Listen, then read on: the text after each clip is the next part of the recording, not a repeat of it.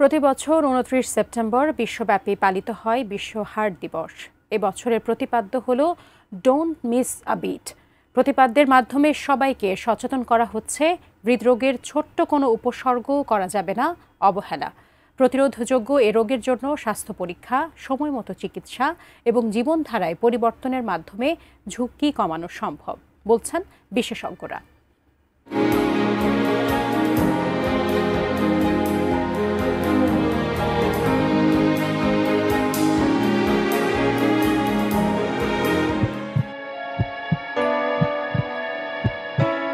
অসংক্রামক রোগের অন্যতম হৃদরোগ শুধু ব্যক্তিগত স্বাস্থ্য সমস্যা নয়, এটি একটি জাতীয় স্বাস্থ্য সংকটও, যা আমাদের অর্থনীতি, পরিবার এবং সামগ্রিক সমাজ ব্যবস্থার উপর ফেলছে বড় ধরনের প্রভাব।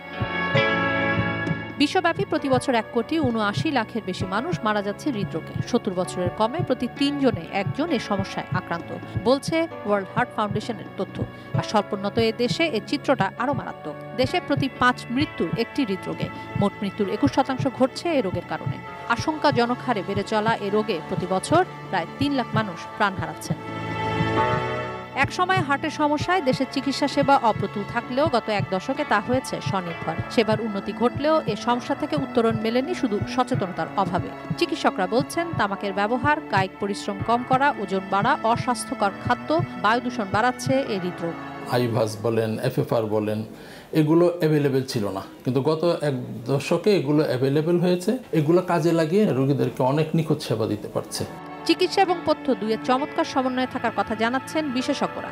বলছেন, একটু সচেতন হলেই ৮০% হৃদরোগ ও স্ট্রোক প্রতিরোধ করা সম্ভব। স্বাস্থ্যকর জীবনযাপন করা, খাবার দাবারগুলো যেগুলো এগুলো এখন ইনফরমেশন কিন্তু অনেক ইন্টারনেটেও পাওয়া যায়। স্মোকিং করা যাবে না, ব্লাড প্রেশার কন্ট্রোল রাখতে হবে, প্রতিদিন একটু কায়িক পরিশ্রম বাড়াতে হবে, হাঁটতে হবে। এই তো এগুলা। আর টেনশন অ্যাংজাইটি তো এগুলো বলে কমানো যায় না, তারপর যতটুকু নিজে যতটুকু পারা যায়। ১৮ কোটি মানুষের এ দেশে সমস্যার মধ্যেও সম্ভাবনা আছে। দেশে ওষুধের চাহিদার ৯৮% পূরণ করছে দেশীয় ফার্মাসিউটিক্যালস কোম্পানির উৎপাদিত ওষুধ। বাংলাদেশের ফার্মা ইন্ডাস্ট্রি এখন এমন একটা পর্যায়ে আছে যে আমরা খুব ভালোভাবেই এই পেশেন্টদের জন্য যে ডিমান্ড বা যেই প্রয়োজন সেটা আমরা ক্যাটার করতে পারছি, এবং with the latest of the medicine of the world.